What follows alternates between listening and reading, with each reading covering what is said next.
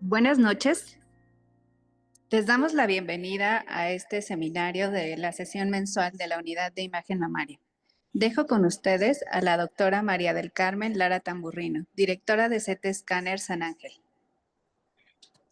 Gracias, Verónica. Buenas noches. Gracias por acompañarnos a esta sesión mensual virtual. Es un gusto contar con invitados, como ya será presentado el doctor Miguel Corres, y así como con todas las radiólogas de los diversos centros. Nuevamente, bienvenidos. Gracias. Gracias.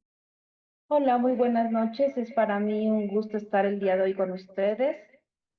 Como siempre, tenemos casos muy interesantes para presentar. El día de hoy nos estará presentando una serie de casos interesantes la doctora Marisa Alejandra Bravo Cañón, jefa del área de mama de CT Scanner México, amiga, entrañable y muy querida.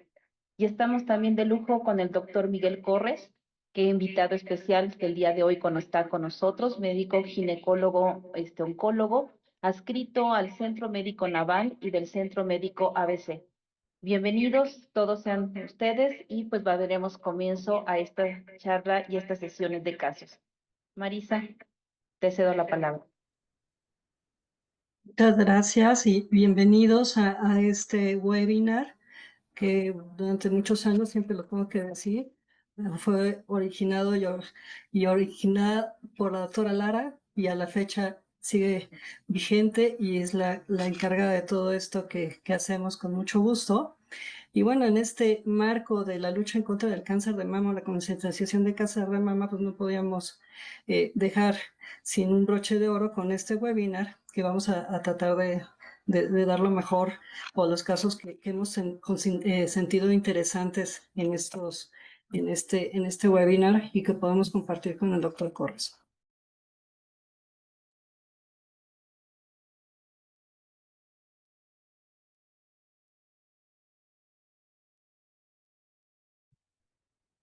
Primer caso, femenina de 43 años, antecedentes heredofamiliares negativos, antecedentes ginecobstétricos, una menarca a los 11 años, gesta 1 para 1, fecha de última menstruación hace una semana, antecedentes personales patológicos son negados y realmente acude con nosotros a un control de tamizaje. Vemos su mastografía, que es una mastografía en la que vemos las proyecciones craneocaudales y oblicuas, con un tejido fibroglandular en moderada cantidad, distribución heterogénea. Realmente vemos un poco más de simetría en el lado izquierdo, pero realmente no hay mucha importancia. Pero lo que quiero hacer en este caso en específico, porque lo que vamos a hablar en estos casos es principalmente la densidad mamaria y que es pan de cada día de nosotros los radiólogos y cómo influye la densidad mamaria y cómo tenemos que observarla en nuestras imágenes y en la mastografía y los cambios que se presentan cuando hacemos comparación con estudios anteriores. En este caso, que vemos las proyecciones craneocaudales, en las proyecciones del 2024, hacemos la comparación con las del 2022, pues hay un aumento en la densidad. Esa es la importancia de los casos ahorita, como había mencionado. Y bueno, hay que preguntarnos por qué está aumentando esta densidad mamaria o por qué pudiera deberse.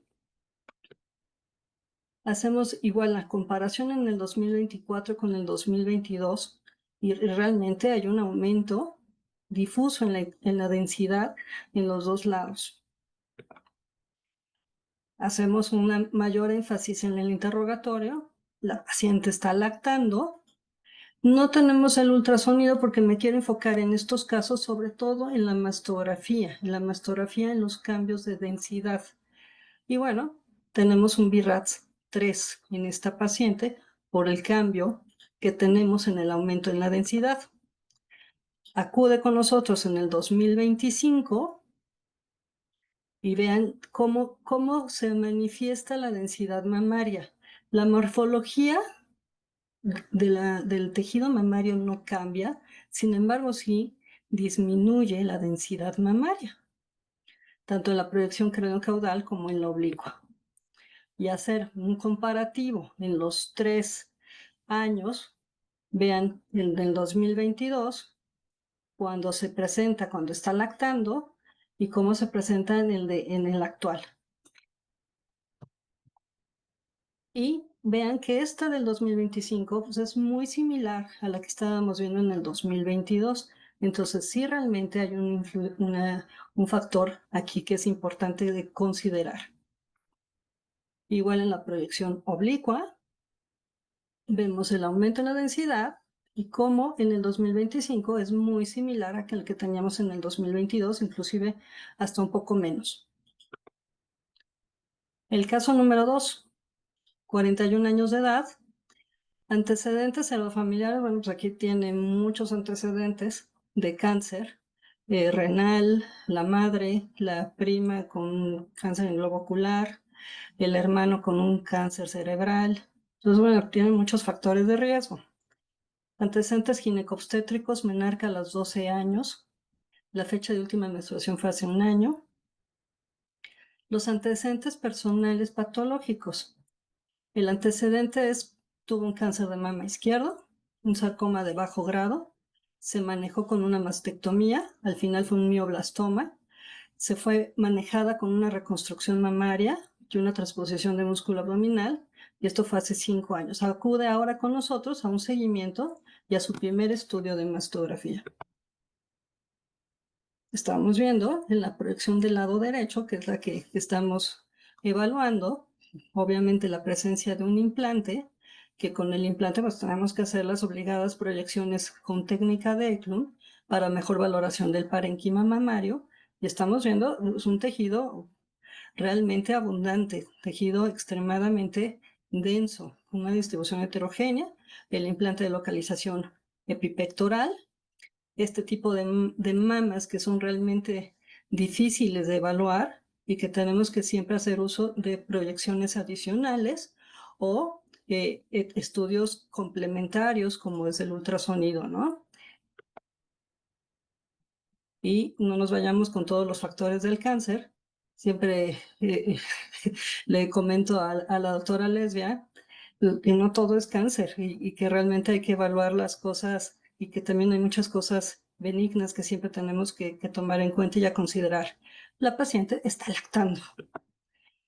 Acude posteriormente al 2022, después de su periodo de lactación, y vean la disminución importante en la densidad mamaria. Cómo fue tan abundante en el anterior y cómo ahora se comporta casi, es un tejido con tejido fibroglandular disperso. La comparación, pues es muy evidente, es la misma paciente y eso es muy importante que nosotros tomemos en cuenta para saber qué es el factor que tuvo en este intermedio. Igual, 2019, al comparación con el 2022, me dijeron, bueno, pues no es la misma paciente. Sí, es la misma paciente. El caso número 3, igual, femenino de 43 años. Los antecedentes heredofamiliares son negativos. El antecedente ginecobstétrico es menarca a los 11 años de edad. La fecha de última menstruación hace una semana. Hay un antecedente personal patológico importante, que es el antecedente de cáncer cervicouterino. Y acude a nosotros con un tamizaje. Ok, vemos las proyecciones mastográficas, las oblicuas y las craneocaudales, con un tejido heterogéneamente denso, realmente nada en particular, pero este tejido fibroso es cuando tenemos que tomar muy en cuenta y tomar uso de proyecciones laterales, proyecciones con tomosíntesis, que hoy por hoy es una herramienta muy valiosa para nosotros en este tema de la densidad mamaria. Y vean la comparación con el 2024. Una disminución importante en la densidad mamaria, no en la morfología, sin embargo, sí en la densidad. Igual, lo comparamos y esto lo pongo porque siempre tenemos que hacer estudios comparativos. Es muy importante para nosotros los radiólogos este tipo de seguimientos. Y igual 23 y 24, una disminución importante en la densidad mamaria. Y vamos con el último caso, que este sí lo tenemos completito porque es reciente, apenas de esta semana, femenino de 42 años, antecedentes pseudofamiliares fueron negativos, menarca a los 11 años. No, este es el penúltimo caso, perdón. Antecedente CACU. Y vemos una mama densa, muy difícil de evaluar, en la que necesitamos obviamente proyecciones adicionales, proyecciones con tomosíntesis para mejor evaluación de esto. La paciente realmente acude por mastalgia, por un nódulo que ella se palpaba en el lado izquierdo. Es muy difícil evaluarlo aún con la proyección con tomosíntesis. Es muy difícil delimitar aún así a que haya un nódulo. No vemos áreas estelares, pero es muy difícil identificar el nódulo, aún en la proyección con tomosíntesis. Hacemos obviamente valoración ultrasonográfica. Vemos una área de una imagen no masa, que también tenemos que evaluar. La medimos, le formamos vascularidad y vean el tamaño que tenemos, de 56 milímetros en su diámetro mayor, correspondiendo en la mastografía casi con toda esta área, que es extensa de casi todo el cuadrante superior. El ganglio está engrosado, nos está engrosada la cortical, que eso es un dato que tenemos que considerar y que es muy importante. La mandamos a biopsia, hacen la biopsia de este nódulo, hacen la biopsia del ganglio. El ganglio mostraba infiltración, obviamente hacia de mama. Este fue un HER2 positivo. La mandamos a resonancia para una estadificación, es algo muy importante que tenemos que evaluar. En el lado derecho, incidentalmente, pues vemos fibroadenomas.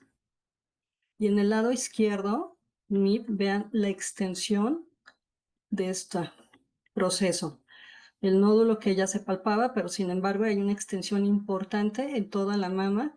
Las curvas que se toman de todo este lado, todas muestran una curva tipo 3.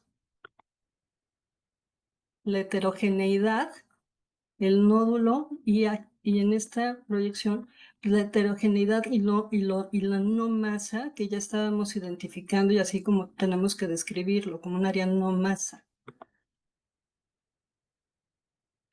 Igual acá, la extensión de lo no masa junto con el nódulo que ya se definía.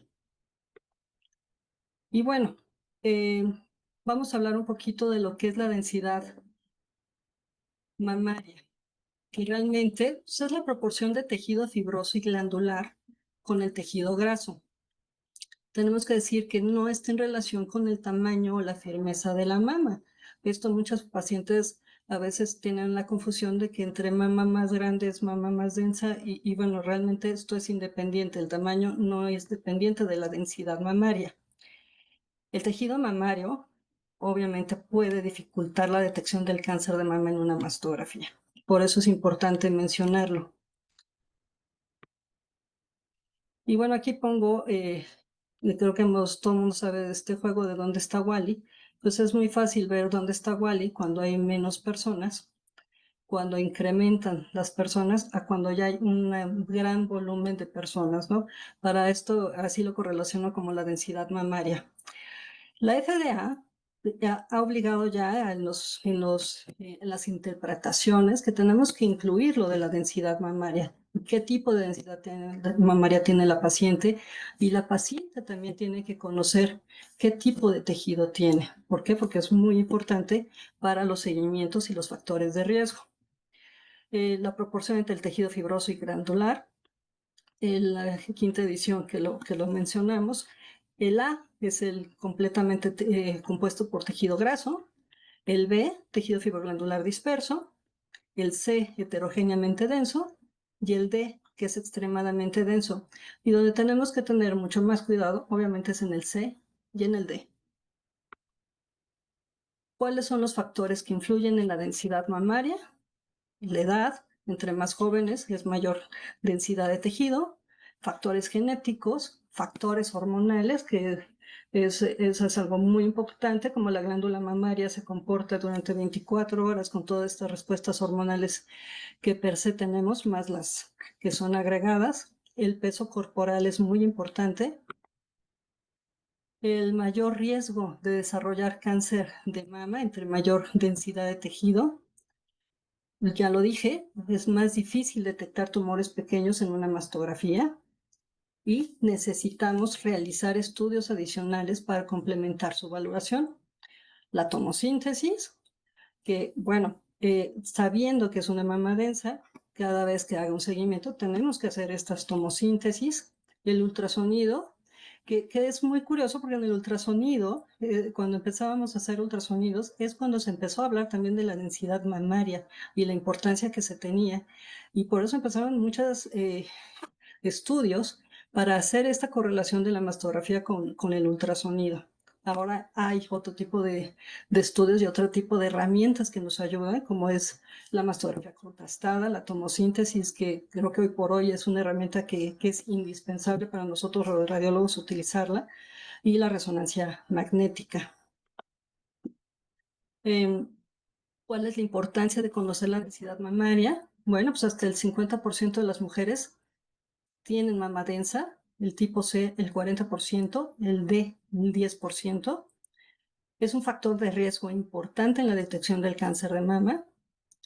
La importancia de la densidad mamaria, por eso lo mencionamos en esta sesión, pues aumenta la posibilidad de que no se detecte una lesión por mastografía y aumenta el riesgo de sea de mama.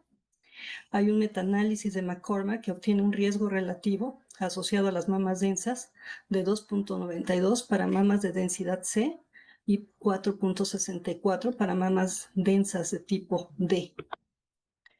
Lo que les comentaba, en la FDA, pues a partir del 2024 exige que todos los centros donde se hacen mastografías incluyan la información sobre la densidad mamaria, y en Estados Unidos también hay organismos y asociaciones de pacientes en que se lleva esto de la densidad mamaria y la importancia que el paciente también tiene que conocer.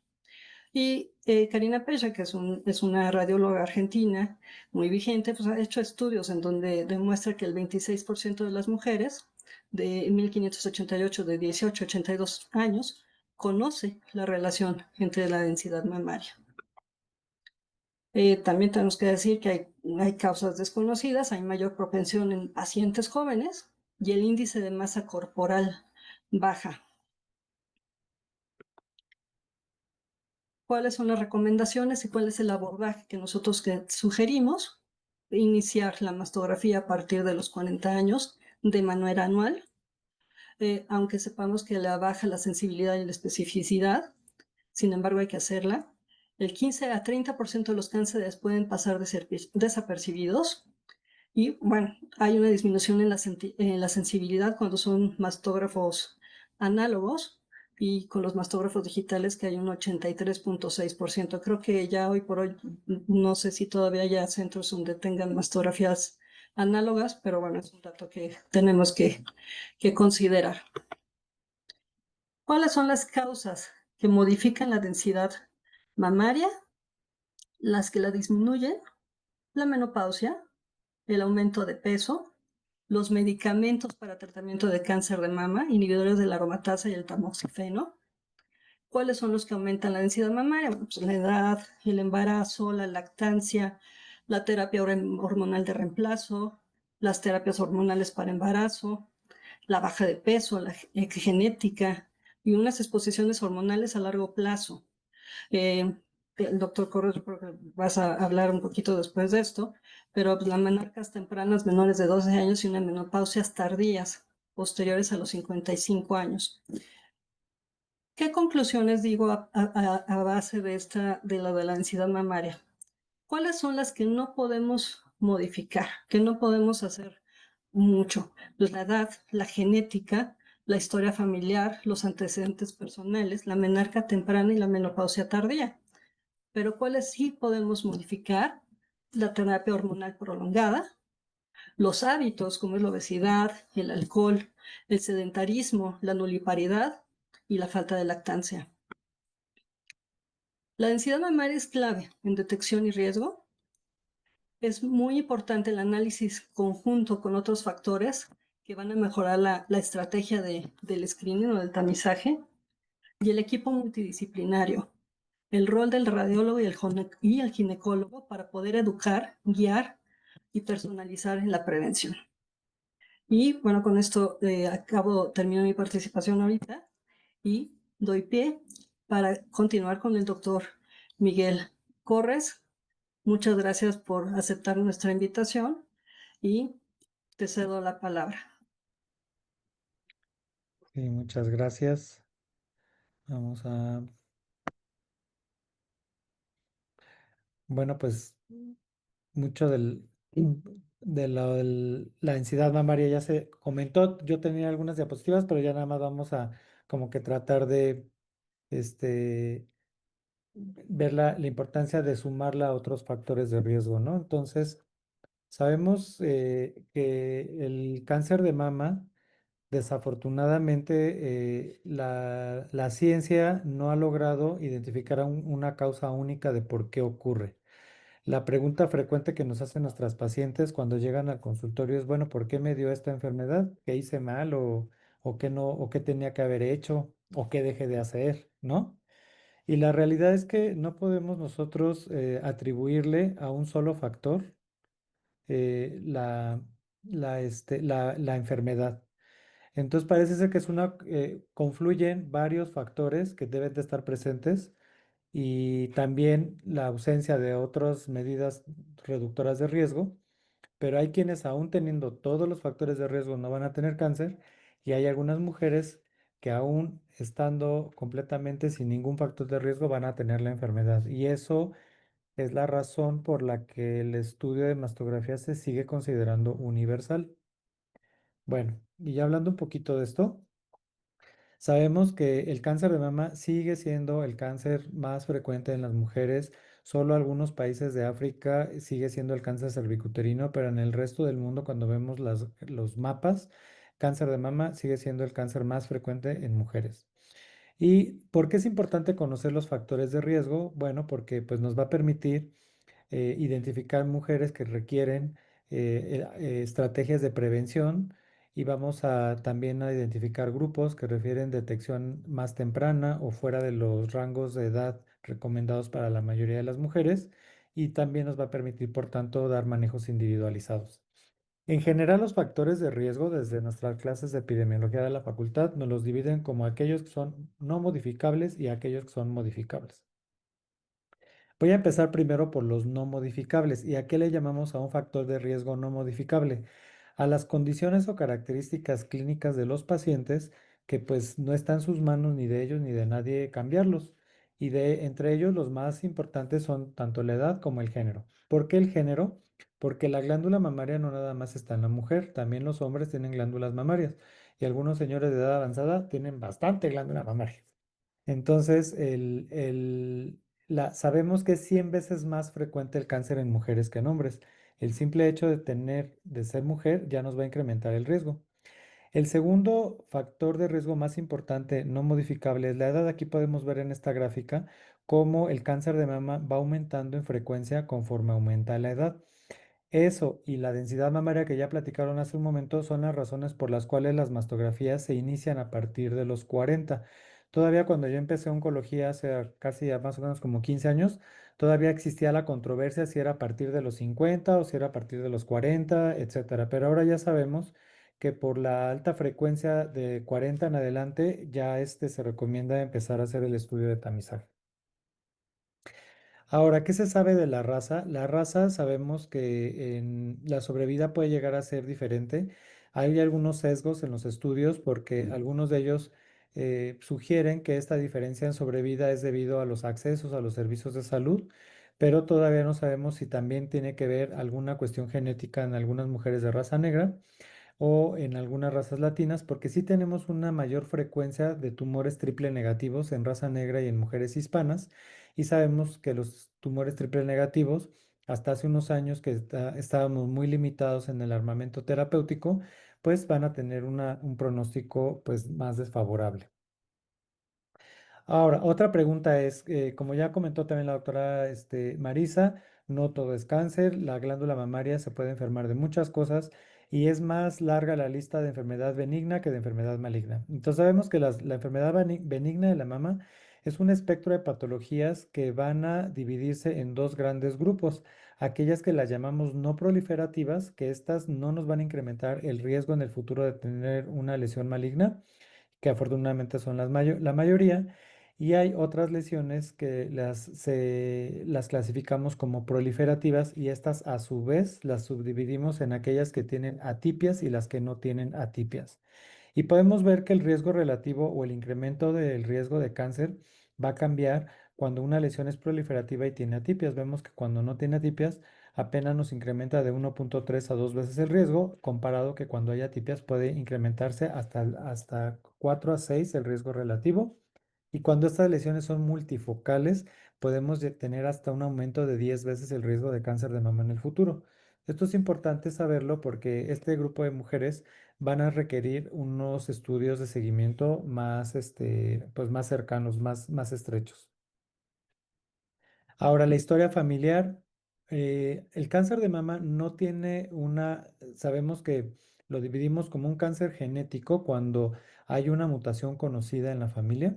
Ese es un cáncer hereditario como tal porque ya se conoce una mutación en la familia y entonces ya los genetistas y los médicos clínicos vamos en búsqueda intencionada de estas mutaciones en las ambas líneas, ¿no? Hacia los papás y hacia los hijos y hacia las hermanas.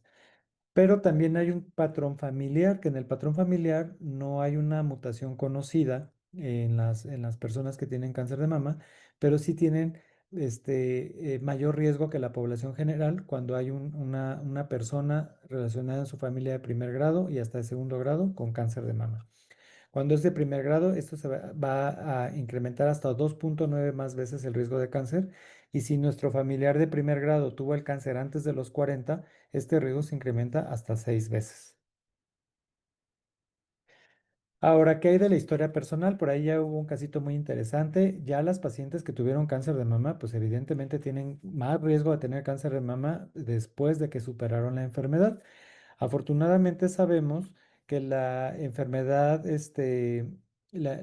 en la mama contralateral, sabemos que ahora que es ya no como antes pensábamos que era muy frecuente y muchas mujeres nos pedían de manera preventiva al momento de tratarse el cáncer de derecho, no sabes que de una vez quítame las dos y ponme mis implantes y ya no quiero saber pasar por estas cosas.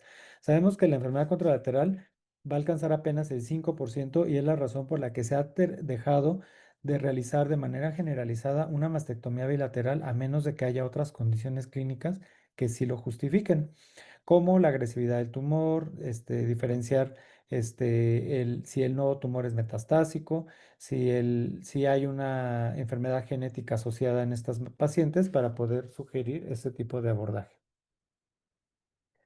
Bien, y ahora ya vamos a hablar, estos que comentamos hace un momento, son factores no modificables, la historia personal, la historia familiar, la edad y el género.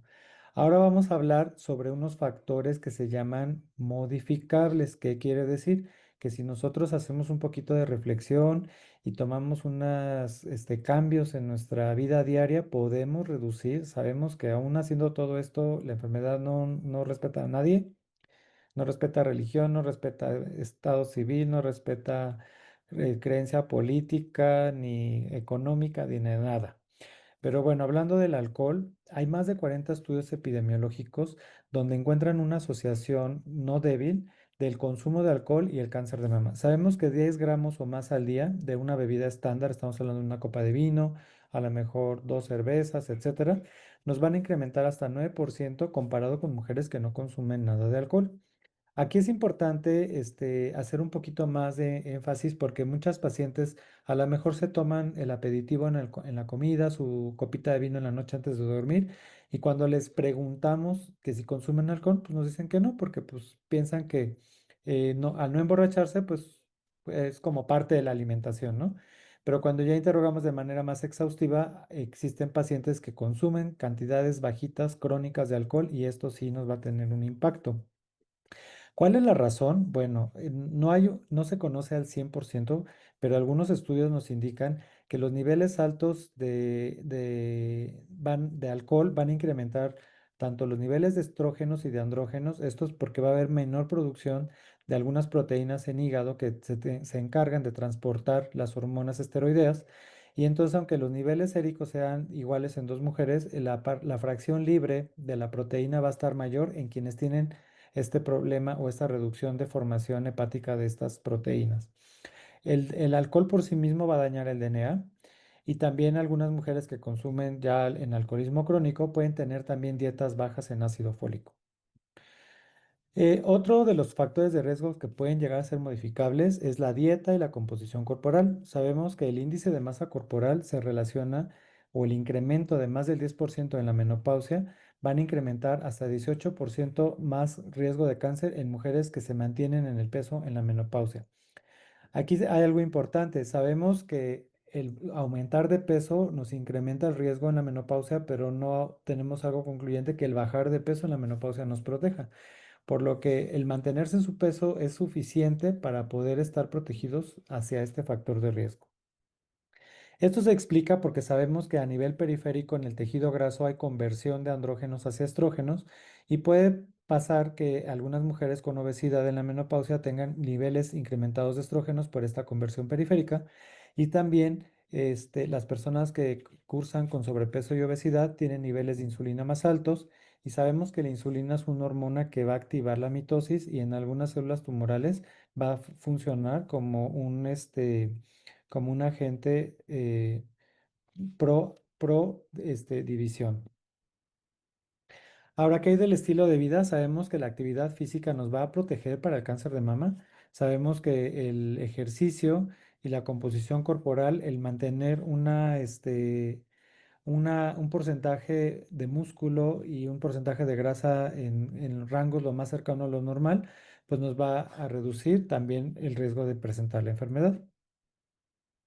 Ahora aquí sí me gustaría mencionar algo porque los trabajadores de la salud, muchos de nosotros tenemos guardias nocturnas, algunas, por ejemplo, enfermería, pero ahora se ha extendido también a otras profesiones como sobrecargos o como incluso ya en fábricas hay turnos nocturnos, gente que trabaja en aeropuertos, etcétera. La Asociación para Investigación en Cáncer de la OMS ha empezado a hacer varios estudios para buscar la relación sobre el trabajo nocturno y el riesgo de cáncer. Y desafortunadamente han encontrado que hay un riesgo de 2,9 en las personas que tienen trabajos de más de 10 años nocturnos y un aumento de 5,3 en aquellas personas que cambian el turno o que tienen horarios alternados entre día y noche. Específicamente un estudio en enfermeras en el 2012, y digo, ya es un poquito, este, la referencia es un poquito antigua, pero pues ese estudio pues llama la atención por esta asociación que encontraron en que enfermeras que tenían turnos nocturnos tenían más riesgo de tener esta enfermedad. Ahora, ¿qué hay de la radiación ionizante? Bueno, pues los radiólogos pues trabajan con radiación ionizante y conocen cuáles son todos estos efectos a nivel celular. Y aunque también sabemos que hay un poco de controversia en las dosis bajas que se utilizan en los estudios, las exposiciones a dosis altas, como en aquellos sobrevivientes de linfoma que recibieron el famoso minimanto para radiar la parte del timo, pues tienen riesgo de cáncer tiroideo y también riesgo de cáncer mamario. Y este riesgo es mayor si la exposición fue en la adolescencia, o sea, antes de que la glándula mamaria alcanzara su maduración. Y los estudios de imagen, pues va a haber mucha propaganda, propagandístico, incluso de que la mastografía emite una radiación y que esta radiación pudiera llegar a ser peligrosa o pudiera ser un factor de riesgo. La verdad es que aunque hay esa controversia, no hay absolutamente nada científicamente demostrado. Las dosis que se utilizan cada vez son incluso más controladas y no son suficientes para poder provocar un incremento en el riesgo para padecer la enfermedad. Ahora, ¿qué factores pueden reducir el riesgo? Vamos a hablar ahorita de algunos que pueden reducir el riesgo. Sabemos que la lactancia es uno de los más importantes. Hay más de 47 estudios epidemiológicos que se han incluido a más de 150,000 mujeres y se dice en estos estudios que lactancias que duraron más de 12 meses acumuladas, que quiere decir que si tuvo dos hijos, el primero le dio 8 meses, el segundo le dio 6, ya sumó más de 12. Si solo tuvo un hijo pero le dio 24 meses, pues ya también tiene más de 12 y así sucesivamente. La lactancia va a retrasar la ovulación, por lo tanto va a reducir los niveles de estrógeno, va a hacer que la glándula mamaria alcance su maduración completa. Una célula entre más madura se encuentre, tiene menos riesgo de tener cambios genéticos que puedan provocar cáncer. Por lo tanto, esto es algo que puede ayudar a reducir el riesgo. Hay algunos estudios que también han sido un poquito difíciles de concluir porque el reporte de la dieta en los pacientes a veces está llena de muchos sesgos. No hay una manera en que los investigadores puedan garantizar que efectivamente el paciente está ingiriendo los alimentos que reporta en el estudio, pero aún así, en algunos de ellos se sugiere que las dietas mediterráneas que están bajas en alimentos procesados tienen riesgos disminuidos de cáncer de mama y la actividad física que ya comentamos. Y sí vale la pena hacer un énfasis en algunos factores de riesgo que popularmente se escuchan que pudieran relacionarse al cáncer y no lo están, como es el que una paciente haya tenido abortos o que haya utilizado algunos tipos de químicos, como por ejemplo los desodorantes o algunos tipos de maquillaje, que si se operaron para no tener bebés, que si porque consumen café, que porque si les pusieron implantes o que porque los campos, que porque usan microondas en la casa, que porque si se usaron secadora de pelo, etcétera. Hay, recibimos de pacientes, casi diariamente preguntas sobre esto, ¿no? Oiga, doctor, ¿y si uso la secadora me va a incrementar el riesgo? Oiga, doctor, ¿y que si el desodorante marca no sé qué? Oiga, doctor, etcétera, etcétera. La verdad es que todos estos factores no tienen asociaciones demostradas en relación al cáncer.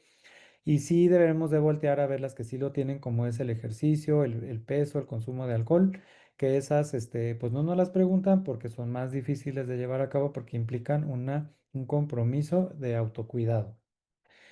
Y pues ya hablaron de la densidad mamaria, este es un factor de riesgo silencioso. Me da mucho gusto que la doctora Marisa nos habló de esta, porque la densidad mamaria, ¿dónde la dejamos? ¿En modificables o en no modificables? Me podrían decir, si hago ahorita una encuesta, me van a decir, no, pues es no modificable porque pues ya comentaron que es por la genética.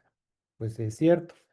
Y ya la doctora Marisa nos explicó con casos reales que esta densidad mamaria puede fluctuar. Entonces diríamos, no, pues entonces sí es modificable porque si una paciente se expone a concentraciones altas de hormonas, pues esa densidad aumenta, como pudimos ver en los casos que están lactando o que están utilizando terapias de reemplazo.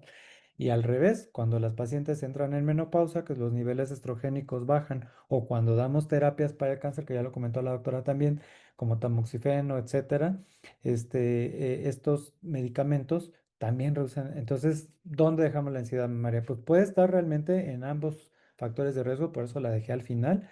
Y también para cerrar nada más algunos puntos, porque ya nos explicaron bastante completo qué es esto de la densidad mamaria. Ya nos explicaron la definición, la glándula mamaria está compuesta por por el tejido propiamente mamario y la grasa. Cuando predomina más el primero sobre el segundo, es cuando las mamas son más densas o menos densas. El color blanco del tejido conectivo en la mastografía, pues esto lo que va a sobreponerse a las lesiones que también se ven blancas. Y entonces aquí la densidad mamaria puede ser nuestro enemigo en la detección oportuna de estas lesiones. Y ya también lo comentó la doctora Marisa y yo sí quiero hacer énfasis, que la relevancia es que casi la mitad de las mujeres mayores de 40 años tienen mamas densas, porque a veces los clínicos pensamos, no, pues llega la menopausia y tu mama pues se hace grasa y pues ya va a estar menos densa. No necesariamente. Sí ocurre en la mayoría de las pacientes, pero más de la mitad de ellas persisten con esta densidad mamaria y ya nos explicaron que no tiene que ver con el tamaño de la glándula. Aquí ya nos hablaron de esta clasificación que usa BIRATS para referirse a la ansiedad mamaria, ya no la voy a repetir. Y este doble impacto en la detección y el riesgo de la ansiedad mamaria por este efecto máscara que ya comentamos. El tejido denso, que es color blanco en una mastografía, se puede ocultar en una mamografía estándar y por lo tanto va a reducir la sensibilidad del estudio. Por eso es que nos dicen que las mastografías en mamas densas tienen una sensibilidad reducida y a veces si nos ponen ahí nuestra notita a los radiólogos para que tengamos un foquito rojo ahí los clínicos y no nos quedemos a veces solo con el estudio de mastografía en esos casos. Y ya nos hablaron del aumento de riesgo de cáncer en las mamas C y D y por lo tanto la densidad sí alcanza a ser un marcador de riesgo para mayor susceptibilidad de cáncer mamario. Esto no significa que tengamos que voltear a ver otros estudios en el terreno de tamizaje. La mastografía sigue siendo el principal estudio para tamizaje, pero en glándulas que nos reporten densidades C o D, sí es conveniente platicar con nuestro radiólogo para que agreguemos un estudio de imagen adicional, obviamente el más disponible y el más clásico en una mama densa, pues es el ultrasonido, pero ya tenemos estudios, existen estudios que tienen, nos ayudan a mejorar y a incrementar la sensibilidad y especificidad de la mastografía, como son los que ya comentaron, tomosíntesis, que es el estudio 3D, la resonancia, la mastografía contrastada, y pues van a seguramente a desarrollarse nuevas herramientas, incluidas la incorporación de la inteligencia artificial en la lectura, que creo que pronto lo estaremos viendo ya en la realidad en muchos escenarios. Acercarnos siempre a nuestro radiólogo en mama COD para que podamos tener una mayor precisión en nuestro diagnóstico. Y pues para concluir, tenemos que hacer cambios en el estilo de vida, sí, minimizar la exposición de hormonas en la posmenopausia, poder cuando esté en posibilidad de las mujeres, la edad del primer hijo, tenerlos en edades más tempranas, tener lactancias idealmente de un año, pero por lo menos de 6 meses. Y pues lo que suena muy trillado, que todos nos recomiendan, ¿no? Hacer ejercicio, no consumir alcohol, evitar el tabaco, etcétera, etcétera. Y algo muy importante, la mastografía no evita o no previene el cáncer, pero sí nos previene o nos evita la muerte por cáncer porque nos da la posibilidad de detectar lesiones que pueden ser altamente curables. Pacientes que se detectan enfermedad mediante mastografía tienen tasas de curaciones arriba del 90% y también tienen tasas mayores de conservación del órgano. Entonces la mastografía es una herramienta que definitivamente impacta de manera muy positiva tanto en la vida como en la calidad de vida de nuestras pacientes. Y pues espero no haberlos aburrido mucho y estamos aquí para sus preguntas. Bueno, pues muchísimas gracias al doctor Miguel Corres y a la doctora Marisa por estos casos interesantes y por toda la información que nos acaban de dar. Doctores, ¿qué les puedo decir? Que muchísimas gracias. Damos, antes de iniciar, comenzamos con las preguntas. Por favor, aprovechemos la presencia de estas dos grandes eminencias para que nos ayuden, les puedan aclarar dudas.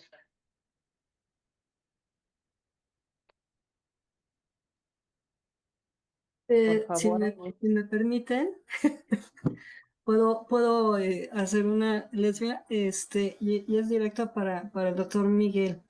Eh, siempre estamos diciendo en la personalización para cuando nosotros vemos una paciente y hacemos el estudio de imagen, siempre hablamos del equipo multidisciplinario y la comunicación que tenemos que es tan importante. Obviamente contigo la tenemos y con muchos doctores más. Pero mi pregunta es hacia ti, porque los ginecólogos juegan un papel muy importante en las pacientes, sobre todo en esto de la patología mamaria. Eh, ¿Cómo haces tú para abordar a ese tipo de pacientes y que se adhieran al estudio de tamizaje, al estudio de imagen que tú estás sugiriendo o que nosotros estamos sugiriendo después de ver una mastografía? Sí, esta pregunta muy, qué bueno que la tenemos aquí a la discusión, porque digo, bueno, yo me dedico a la parte oncológica y pues estoy más sensibilizado a todo este tema, ¿no? Y muchas de mis pacientes pues tienen, desde que llegan conmigo es porque tienen una sospecha o porque tienen un familiar o ya vienen como más, para mí es un poquito más fácil, ¿no? Porque ya mis pacientes ya vienen un poco más sensibilizadas. Pero en general a los ginecólogos yo tengo la oportunidad de participar en la formación de residentes, tanto en el ABC como en el Centro Médico Naval, y actualmente también ya tengo algunos rotantes del Hospital del López Mateos. y por lo cual yo estoy muy contento y agradecido por la oportunidad de poder compartir información con los ginecólogos. Y hago énfasis en este punto, ¿no? Ya la mastografía no se fijen solo en el número del BIRATS. Digo, las mastografías tienen una letra y un número. Y no dudo que ya con este aviso de la FDA de integrarla en los reportes, no dudo que pronto ya nuestros diagnósticos digan 2A, 2B, o sea, ya no ponerlo como en el texto y el BIRATS, ¿no? Sino como para prender ese foquito rojo, decirle a nuestros doctores y a nuestros pacientes que ambos reportes son necesarios y que un reporte de una mastografía BIRATS 3 o BIRATS 0 en una mama densa no necesariamente significa que la paciente tenga algún problema. Es lo que yo siempre les digo. Le digo, mira, este estudio no significa que tú tengas un problema, definitivo, pero sí significa que requerimos estudios para poder conocer con mayor precisión que tu glándula no esté enferma.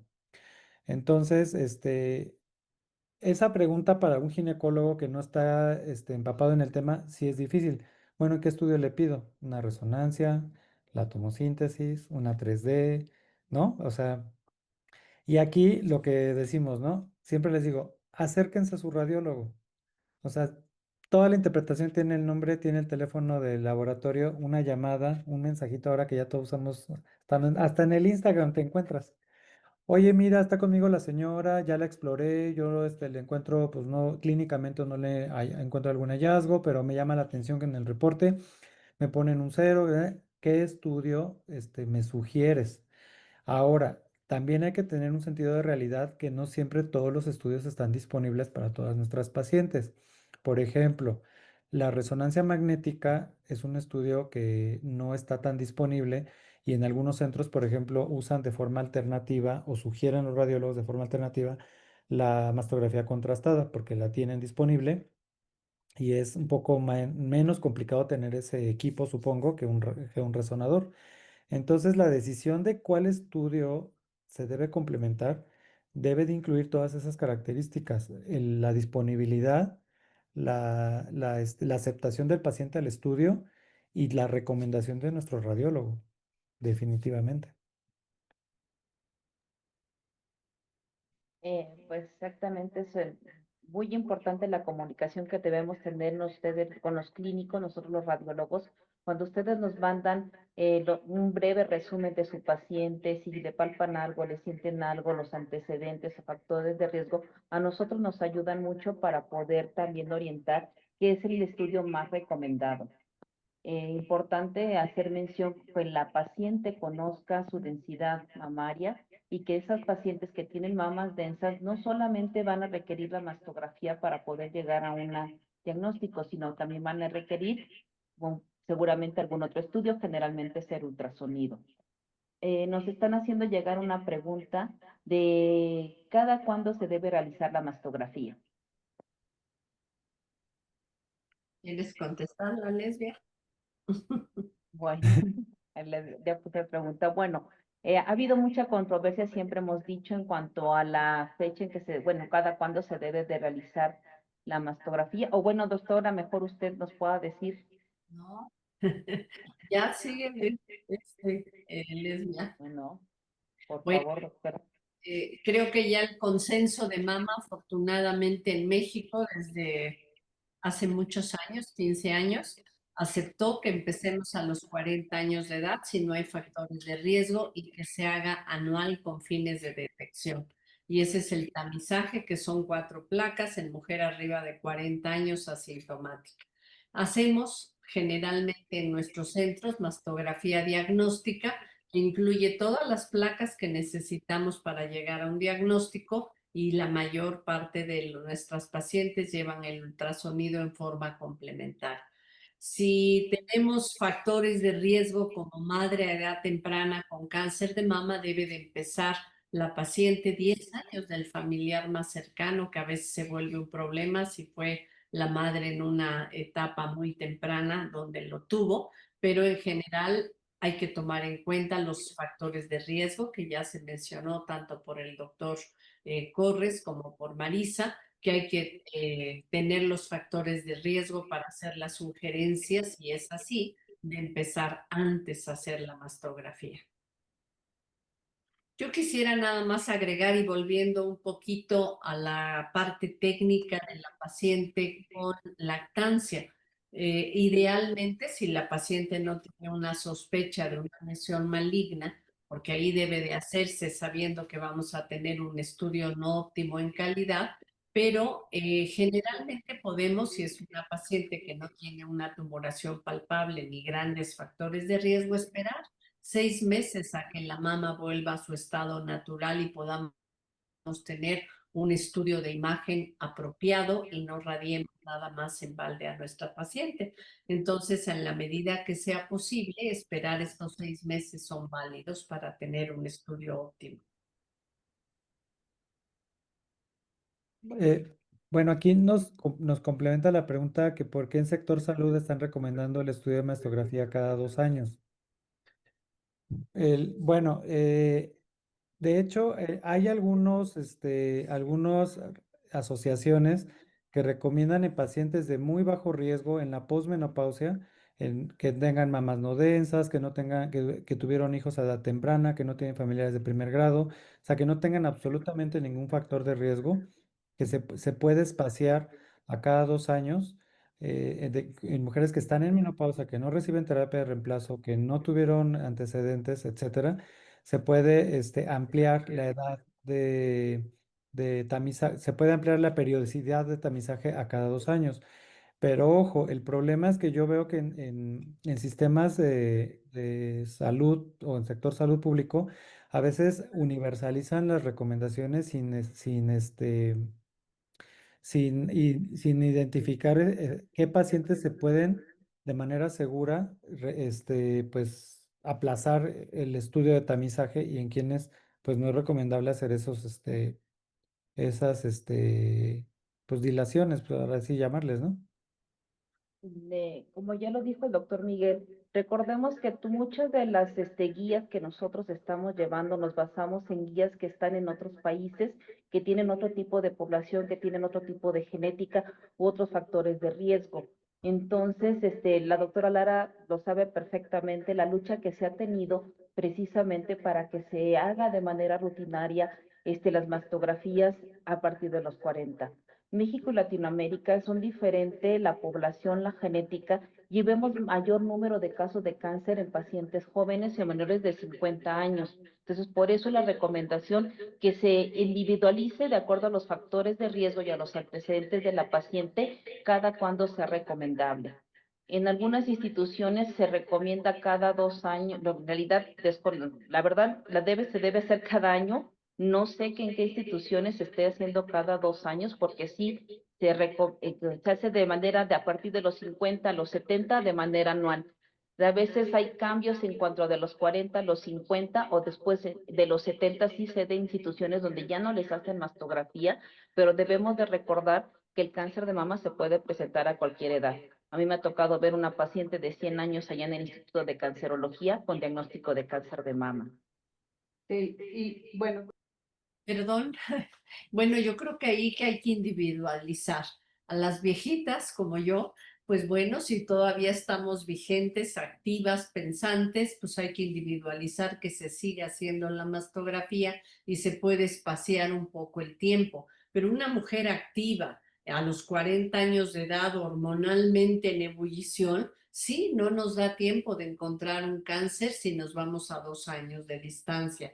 Yo creo que el periodo de 40 a 49 es importante, y los cánceres en México se ven en mujeres jóvenes. Si vamos a comparar las estadísticas del doctor Laszlo Tabar en Suecia o en Suiza, pues son mujeres con mama grasa, que el número de población es mucho más bajo, van a los pueblos a buscarlas, tienen la cultura que en nuestro medio, donde todo está más difícil, mama densa, poco recurso y la frecuencia de cáncer en mujer joven también. Entonces, como que individualizar esto.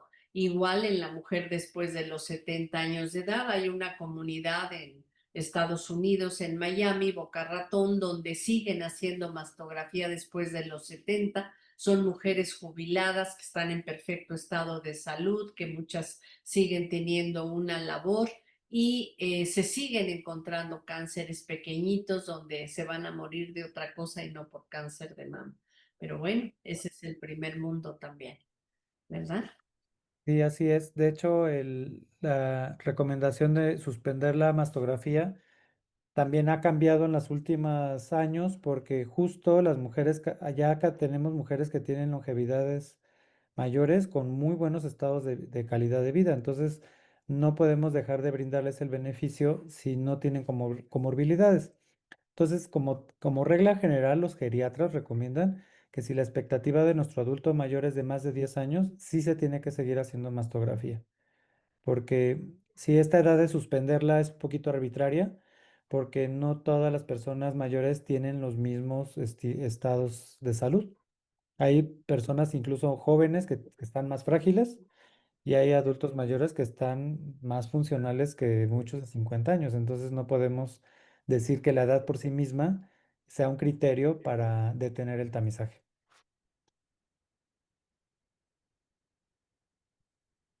Hay una pregunta. ¿Hay algún rol claro de los alimentos de la metilfantina o la densidad mamaria? Y preguntar si las enfermedades autoinmunes modifican también la densidad mamaria.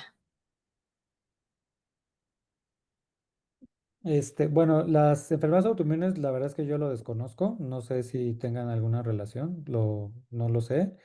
Hay un tipo de enfermedad que la pudiéramos considerar autoinmunes, que yo creo que es el dolor de cabeza de clínicos y de radiólogos, que es la famosa mastitis granulomatosa, que esta es una enfermedad que se sigue sin saber exactamente su etiopatogenia, pero yo por la experiencia clínica, yo sí pienso que debe ser alguna variante de autoinmunidad porque responden esteroides a dosis altas y estas lesiones, bueno, estas mamas incrementan su densidad focal y aparte pues producen síntomas que parecieran o recordaran un absceso cuando no son estériles, no tienen los cultivos negativos, les terminamos haciendo biopsias porque las imágenes se ven, estaría muy bueno en alguna sesión que juntáramos casos de mastitis granulomatosa porque de verdad es un dolor de cabeza porque le hago biopsia, ya se la hice, sale negativa. Digo, clínicamente nos deja tranquilos que son tumores pues que se ven muy feitos, pero tienen axilas negativas, y al darles esteroides responden. Entonces, no sé si por esta razón de autoinmunidad, a lo mejor otras padecimientos autoinmunes pudieran también modificar la densidad mamaria. Yo creo que es una pregunta muy buena. No tengo la respuesta, pero a lo mejor sí valdría la pena agregarlas a las tantas hipótesis, ¿no? De la densidad. ¿Y cuál otra era la otra? Quizás, ya no se me olvidó la Nada otra. más quisiera yo agregar que vemos en artritis reumatoide o en lupus o en esclerodermia que hay crecimientos ganglionares que pueden alarmar, pero no vemos en el parénquima mamario algún hallazgo de la enfermedad autoinmune.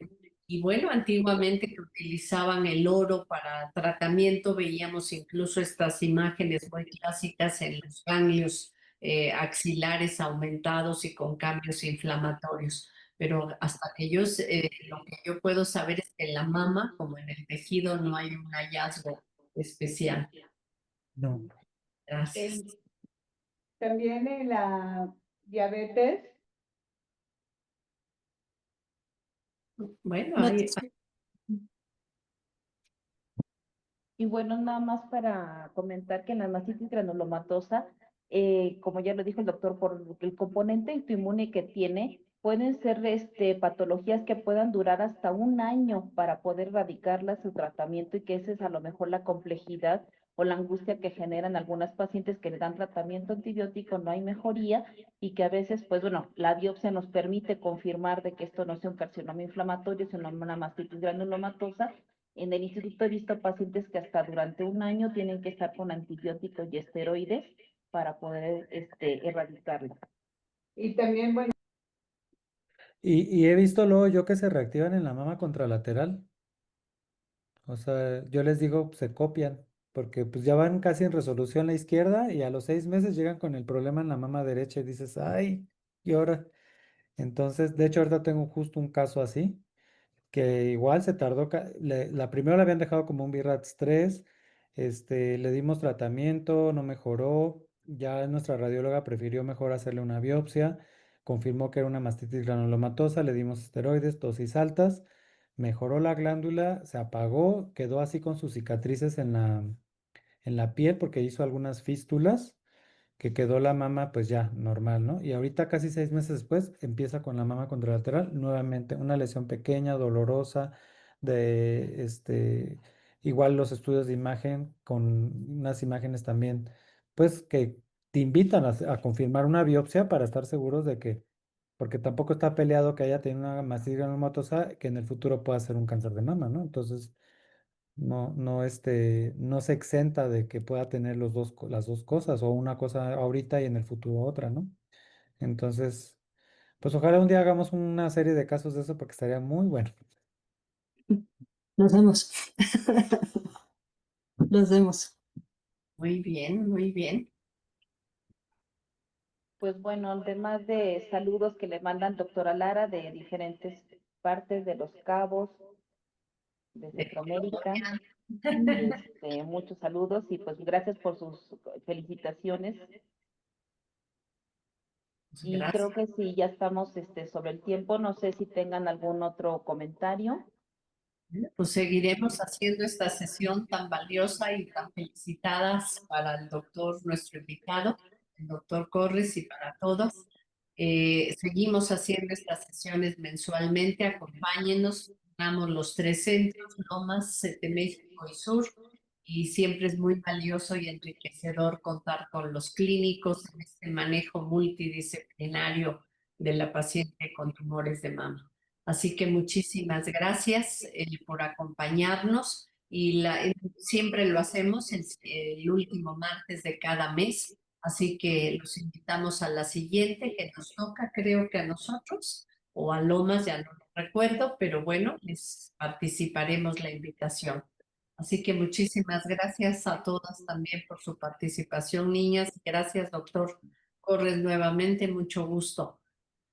No, Y pues gracias por las felicitaciones. yo les agradezco a ustedes la oportunidad y estoy a sus órdenes para cualquier nuevo evento que tengan.